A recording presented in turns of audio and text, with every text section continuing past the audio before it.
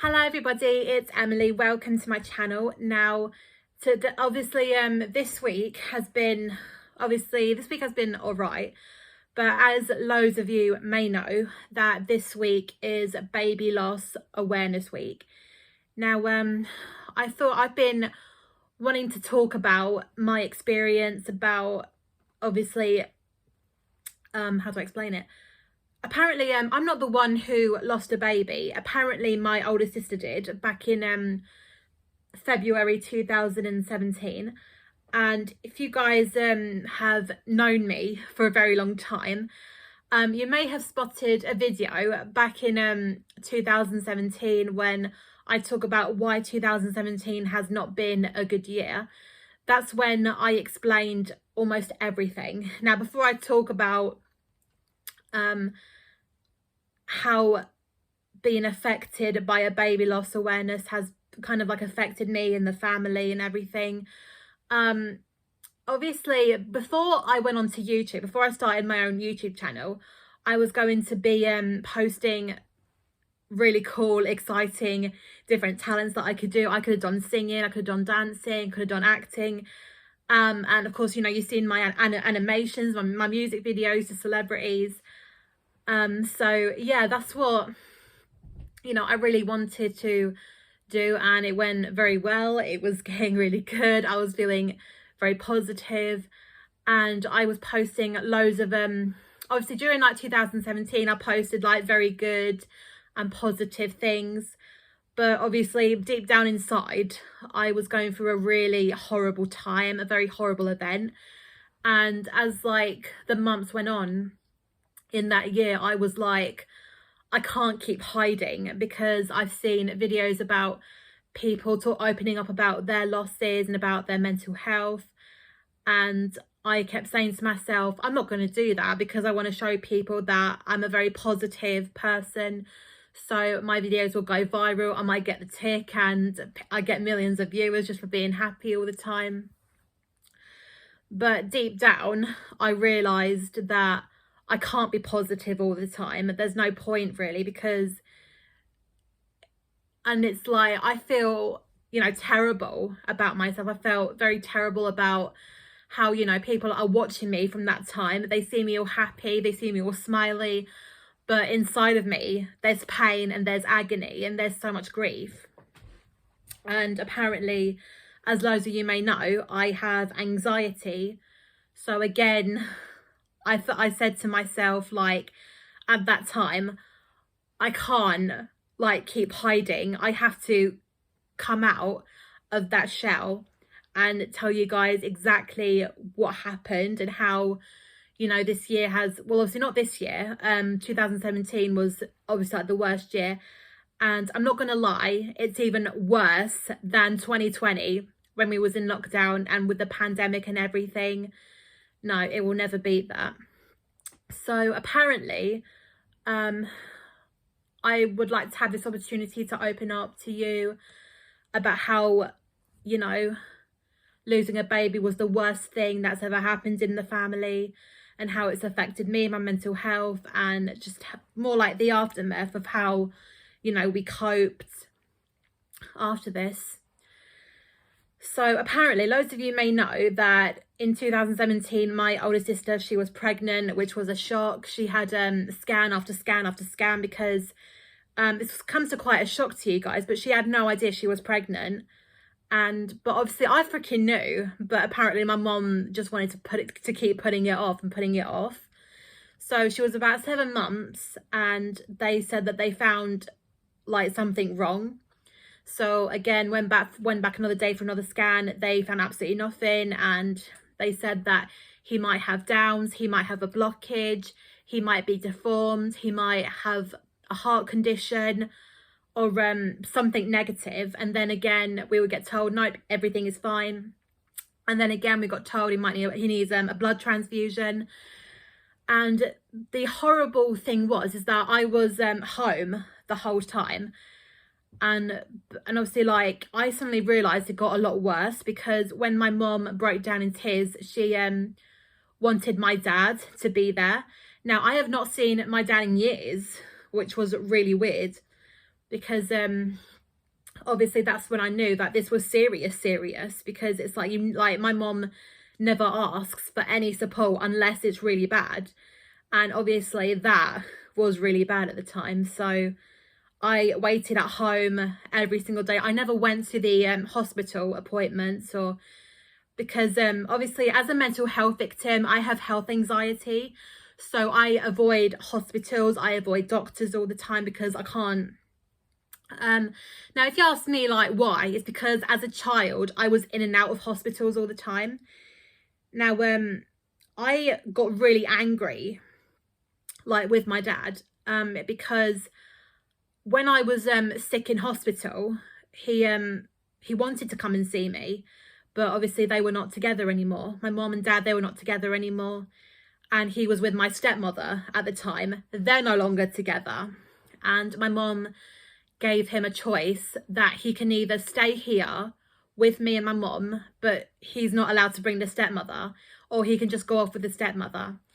And he decided to go with the stepmother, which was disgusting, absolutely disgusting. So apparently I remember that the day that, you know, we got told that my sister lost her baby, and it was absolutely horrible, because it was like you get told he's got this, he's got that, he's got this, he's got that, and then all of a sudden again it's like nothing, everything's fine, everything is good, and then all of a sudden out of nowhere he said, sorry, there's no heartbeat. So I was at home and my family came home. We all literally sat around as a family, and then my mum said that the baby is gone now. And again, I had mixed emotions. I didn't know what to feel. I am obviously first time shocked, then I felt scared, then I felt relieved, and then I felt angry, and then I felt sad, and then I just ended up thinking, okay, we're not the only ones who went through this. There are millions of families who went through this, which is awful. And apparently I can tell my sister was upset, but she was trying to reassure me that it's for the best. But then all of a sudden she went up the stairs and made herself sick. And what really did piss me off was that my dad literally ran up to her and gave her comfort. And I was angry at him, because I was like, you never did that to me when I was sick. You never did that to me. So why are you doing that to her?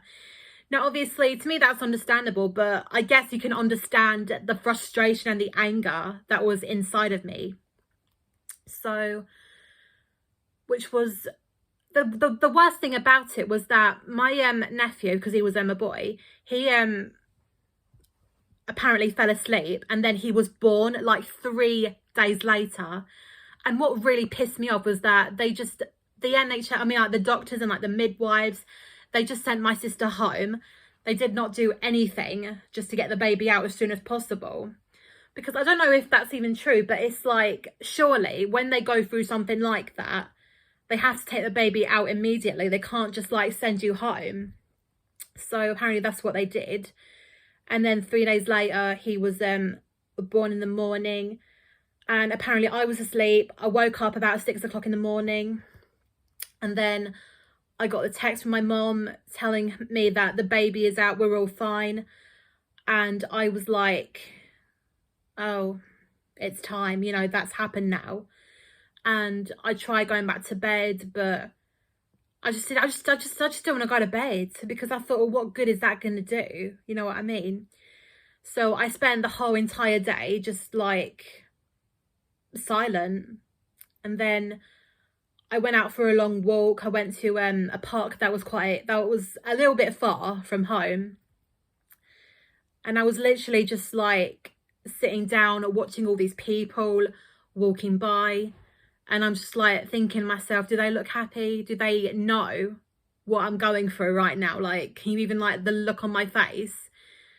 And it felt so weird. And I just remember like some woman like walking past me, because I mean, we went through a pathway and it was very small.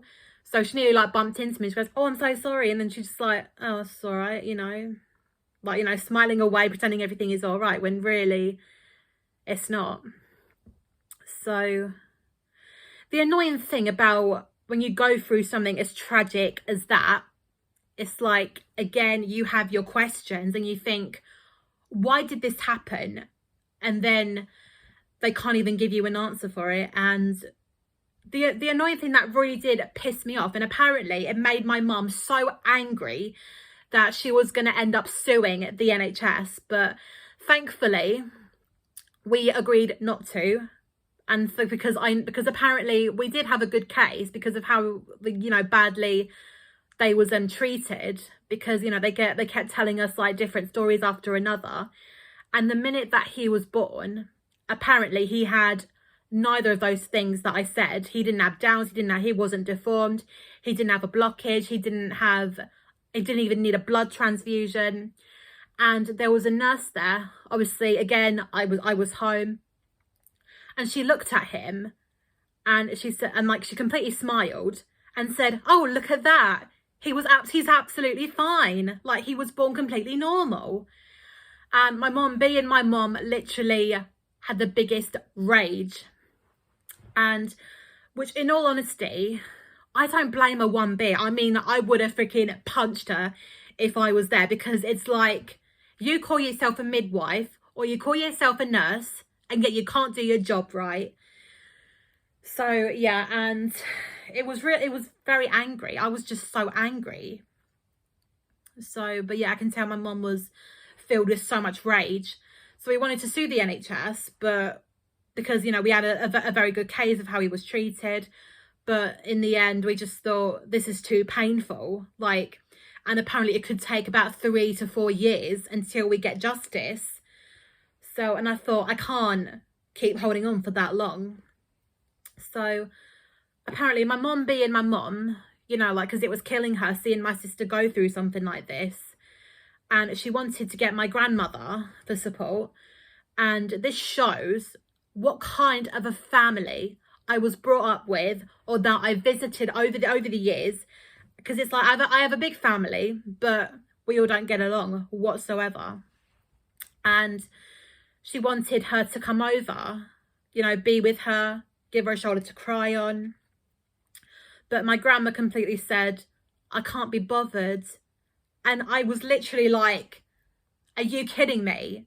You know, you just lost your great grandson. Like, your daughter is in bits, your granddaughter is in bits. I'm literally like losing the plot. I don't know what planet I'm on. And you saying you can't be bothered. Like, that is absolute disgraceful. I hate that. So, and to make matters worse, my mom phoned up my auntie, and she couldn't bear, I mean, my mom couldn't bear to tell anyone because she was obviously in bits. And she said, said to my aunt, "Can you please just tell everyone by phone? I can't handle this." So she did that. My aunt phoned up every single member of the family, and they was all very upset. They couldn't believe it happened. But to make matters worse, about 2 or 3 of them were so angry that, this is going to be a shock to you guys, but they said that we deserved it. We deserved for this to happen. He deserved to be dead, and you deserved pain. And that was literally, yeah, we no longer talk to them anymore. Because it's like, how can you freaking say that? Like, as if this has never happened to you before, and yet you don't know. And it's like, I understand the fact that you're angry because somebody else told you, but imagine if it happened to you, what kind of world would you live on? Or what planet would you be on? And that's exactly what we all felt. Literally, we didn't even know what planet we was on. We absolutely have no idea. So again, and it's like, you have these flaming questions as to like, well, why? And yet they don't even know. So a few months later, they did a post-mortem, and then we got the results back in June, and it turns out they found absolutely nothing. There was nothing there. They even went deep, and again, they found absolutely nothing. Now, this might get to me a little bit, so I'm going to prepare myself when I say this. So apparently, again, I was at home, very unaware about what was happening, and my sister asked the doctor, like, "So what do you think happened?" And this is going to sound very sad, but the doctor said that, I think what happened was that he closed his eyes sorry. And then the second that he opened up his eyes, he was in heaven. Do you know what? I'm not sorry. I'm getting upset. I'm not sorry. No, I'm a human being. I have a right to cry. So I hate it. This is horrible. Absolutely horrible. So yeah, not nice at all. So yeah, and again, my sister broke down, and we all just felt, you know, we can let him rest now. He can, you know, he can be all right for something. But again, you know, so yeah, and because it just, you know, it sucks as well. It really does suck. And again, it's like what made me so angry as well is that my friends were also expecting a baby at the exact same time that this happened. And, you know, they had healthy babies like, you know, a few months after. And the amount of times I wanted to message them and be like, how freaking dare you? How dare you have a healthy baby when I've just suddenly gone through this? Like, do you even, like, you even knew that happened? You freaking knew. You felt my sister's baby bump, and now, you know, so yeah, and it's just so angry. So, you know, and the annoying thing is that the amount of times I was in therapy, I could never talk about him. I just can't, you know what I mean? I don't know why, but because I feel like deep down, this isn't, you know, like me. I'm not the one who freaking lost him, but yeah, it has affected me in a way. It has affected me. So, which is difficult, I know, but I just can't. So, and it's so strange because it's like I'm now talking about it on my YouTube channel, but, you know, and it's just so awful. And I think that's how I came up with the story, because I mean, I literally went on, I wanted to like do a story about how a young girl, like, you know, loses her baby, and, you know, she ends up sending death threats to pregnant women saying, oh, I hope, you know, your baby dies. I hope your baby has a terminal illness or has something wrong with them. Just so then you know, they'll know what she had to go through. Because it's like the amount of times I've wanted to do that. But of course, may God forbid I did that, which thankfully I didn't, then I would have been arrested. So, and I thought to myself, do you know what? If you can't do it, create a character, create a story, let it all, you know, let it do it all for you. So, yeah, and thankfully, you know, I did that. This was back in 2018. Freaking did that. And yeah, it was good. So yeah, and I don't really have any more to say, but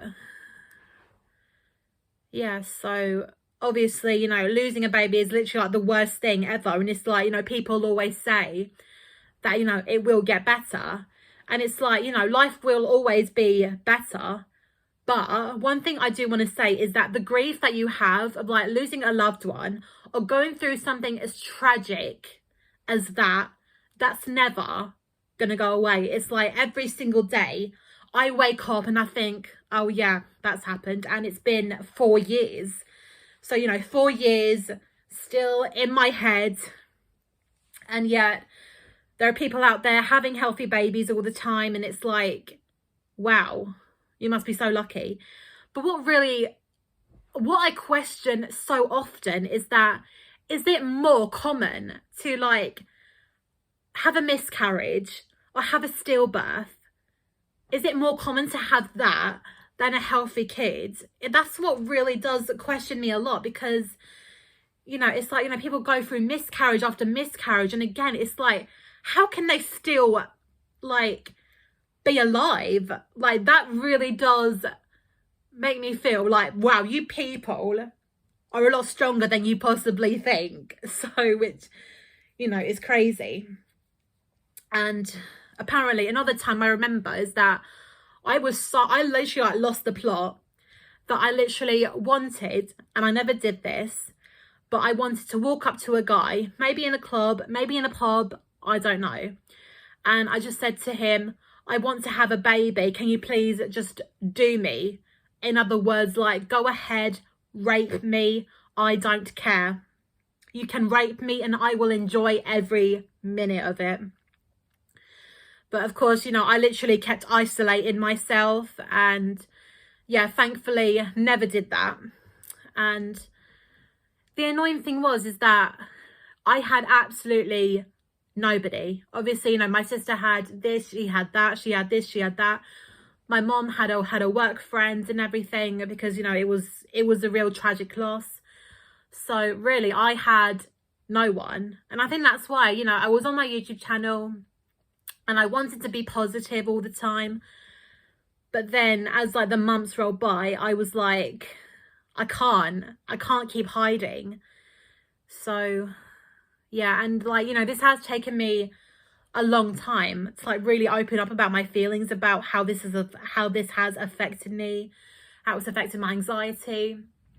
But it's really like making me question all the time, like, do I really want to have kids?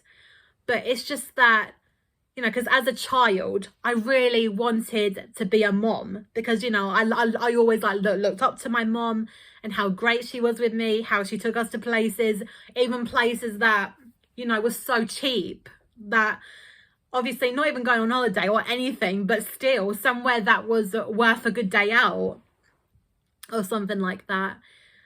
And, you know, still to this day, I want to be a mom, but I feel like after that, and after losing my cat Smudge, that's what really does question me, because, you know, when my cat Smudge was sick, I mean, it killed me like there was no tomorrow. And I was literally like, just let him die. I can't see him like this anymore.